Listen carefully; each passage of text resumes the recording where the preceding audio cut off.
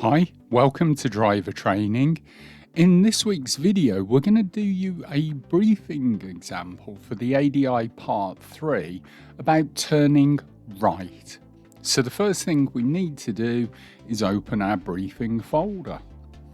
On the left-hand side of the page, as usual, we have our boxes. So the first box is we recap. Have they done this lesson before? Have they got any experience with it? If they have, we can use the questions at the bottom of the page to find out what experience they have. Have they done anything similar? We know they would have done moving off. Well, a lot of what we're going to do on turning right is the same kind of things with the mirrors and the signal and the steering, etc. It may have been that to help them with their clutch control, you may actually have done turn in the road with them. And again, that part of the steering is going to work into what we do when we're turning right. If they haven't done it before, then that's fine because we're going to talk them through it anyway. So now then we want to go on to the goals for today's lesson. So by the end of today, you should be able to identify a minor road on the right, use the MSPSGL routine on approach, make a right turn from a major into a minor road, keeping the car under full control and having due regard for the safety of other road users and pedestrians. So then how do we do it? Well, the first thing we need to do is identify there's a road on the right. We can do that by road signs. Sometimes we may have the triangular sign in the bottom right hand corner which shows there is a junction or a road coming up on the right. If we don't have that, we can just look ahead. Is there a gap in the houses on the right? Is there a gap in the pavement on the right? Because 9 times out of 10 we should see road markings, the white line across the junctions, but we can't always take it for granted that the road on the right will have that. So then we start our MSPSGL routine. So the first thing we need to do is our mirrors. So we're checking the center mirror to see if there's anybody coming up behind us, and we're going to check our right mirror to see if anybody is coming down the outside of us trying to overtake us. Now, as of this week, the DVSA have released their figures for the top 10 reasons for failing your driving test. And from April 2022 to March 2023, the number one reason for failing the driving test in the United Kingdom was mirrors and the lack of using them when you should. Now, driving the essential skills, if you're doing ADI Part 2, ADI Part 3, your standards check test, just striving to become a better driving instructor. The essential skills book said mirrors should be checked before any change of speed or direction. And one of the major things that you find that pupils do that never get picked up on is when they're turning right, what they will do is move across towards the center line and then check their mirrors before they put the signal on. Well, that's too late, and that is wrong. You need to get them to check those mirrors before they decide to move across, because remember, the routine is mirrors, then signal, then position. But as I say, what a majority do is move over to the right towards that center white line, then they check the mirrors, then they put the signal on. Well, if you've already got a motorbike or an e-scooter coming down the outside of you, it's too late then.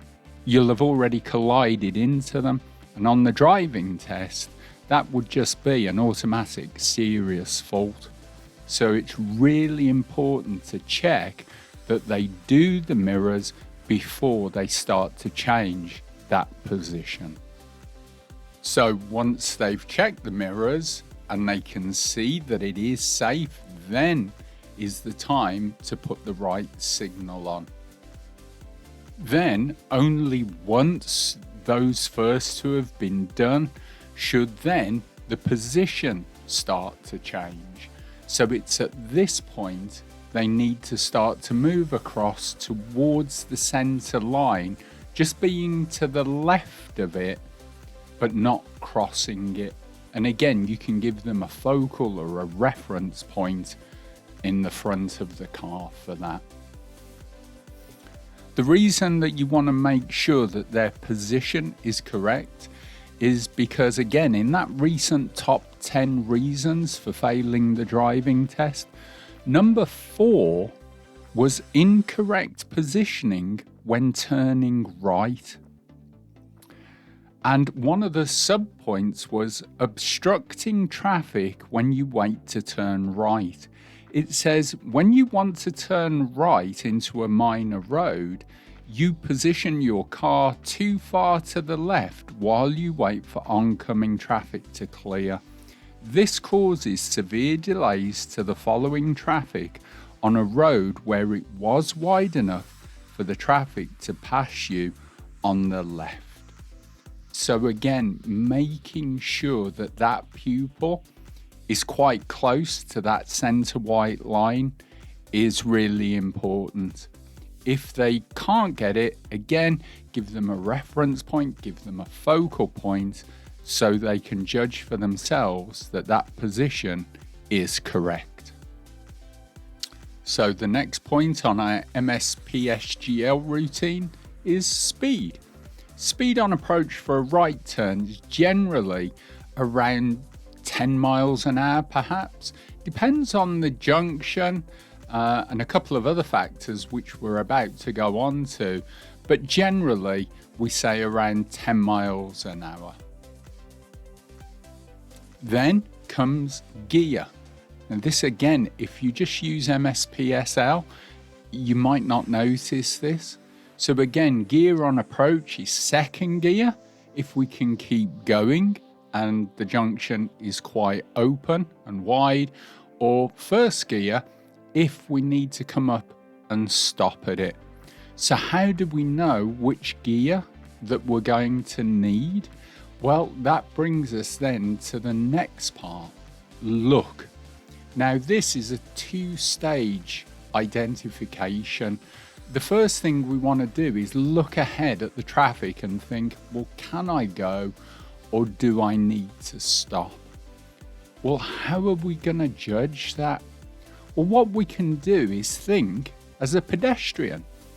If we're standing in the middle of the road and we want to cross from the center white line to the curb, then we just think, could I walk across from here? Because if I can walk across, I know I can go in the car. Now, from a briefing folder, that might be kind of hard for the pupil to judge. So while you're sitting there, give them some real life examples. Help them understand it. So here, Chris, as we look ahead in front of us, imagine that we're standing next to the car on that white line and we want to walk across to the curb. Now, as we look ahead, we're standing on that white line. Do you see the learner car coming towards us? So this learner car now, if we're standing on the white line, would you start to walk across towards the curb? No. Good. And so that means if we're in the car, we'd go, well, I can't go. Now, imagine you're standing on that white line again, waiting to cross. You see the car in the distance with its headlights on. If you were waiting to walk across a road, would you go at this point? Well, yes, there's plenty of room. Good. So that's what we'd think in the car. We'd think, great, I can go, I've got plenty of time. So we can think as a pedestrian. And that way then it's easy to judge whether we could go in the car or not. So the next part of that routine then is looking into the road and looking where we need to position. So we're looking for the center white line of the road we're turning into, because if I need to stop, I need to stop so the front of my car is level with that center white line. If I need to keep going, then I need to turn at that point when the front of my car is level with the center white line. The reason for that is twofold. If I turn early, that means I'm doing what's called a right corner cut. And the problem with that is I'm literally turning on the wrong side of the road. So anybody coming down that road, Chris, what's going to happen? Oh, we're going to go head to head with them. Yeah, exactly. But also we don't want to turn too late, because if we do, in effect, we do what's called a swan neck, where it almost looks like we're driving past the junction. And again, the danger with that is the car or the vehicle behind can think we're carrying on, they turn, and of course we then turn back on them. But also we want to look into the road before deciding whether we can go. Because if there's a car parked on the left side, it may mean that when it's clear and safe to, we actually have to turn on the wrong side of the road to get past it. Because very often cars will park on corners when really they're not supposed to. So we need to know this before deciding whether we can go. It could be that there's a car parked on their side of the road, but that means any vehicles coming towards us are going to be coming down the road on our side, such as the yellow car is. So again, at that point, it wouldn't be safe to turn into that road. So that's why we're looking for our point of turn, we're looking into the road and we're looking to see whether it's safe to go. We also need to look, are there any pedestrians about to cross or cyclists?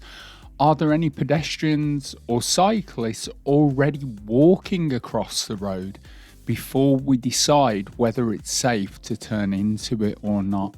Now, the final thing to bear in mind, Chris, is that a right turn is a much sharper turn than a left. A left is kind of a gentle turn. A right is a very sharp angle. So therefore, we need to do more steering. Because generally on a right turn, we need to turn either 3/4 or a full turn of the steering wheel, especially if we've stopped. Then our wheels are at a much tighter angle. So when we come round the corner, rather than waiting for the car to be straight before turning back to the left to straighten our wheels, we have to turn earlier. So if you imagine the road that we're turning into is at the 12 o'clock position, as in the picture, it's when the front of our car is at the 11 o'clock position, that's when we want to start steering back to the left. Because if we wait till the car is straight, we're going to be heading back towards the center white line before we've straightened the wheels. Whereas if we start this process when we're at the 11 position, then just as the car comes straight, our wheel will be straight as well, and then we're not going to swerve back towards the center of the road. So we hope that's helped you with understanding how to do a briefing for the ADI Part 3 and turning right. As always, we've gone into detail on everything to help you get a thorough knowledge. Generally, your briefing would only be about 4 or 5 minutes, so you can just work on the parts or choose the parts that are relevant for what you're going to do with your pupil on that day. The key word, as ever, with the briefing is brief. We're just showing them an overview of what we're going to do. Then it becomes talking them round as they're doing it, if they're doing it for the first time. But from the instructor's point of view, the deeper your knowledge is on a particular subject, the easier it is to spot any faults that your students are doing, which therefore increases the chances of passing your ADI Part 3 or your standards check with flying colours. Don't forget the link for the briefing folder either on this subject for turning and emerging, or the full briefing folder which covers everything is in the description of the video below. So we hope this video has helped you. If it has, leave us a comment. Don't forget to like, share and subscribe to our channel for more hints and tips. My name's Chris from Driver Training Limited. Remember, teach well, drive safe, and we'll see you all again in our next video.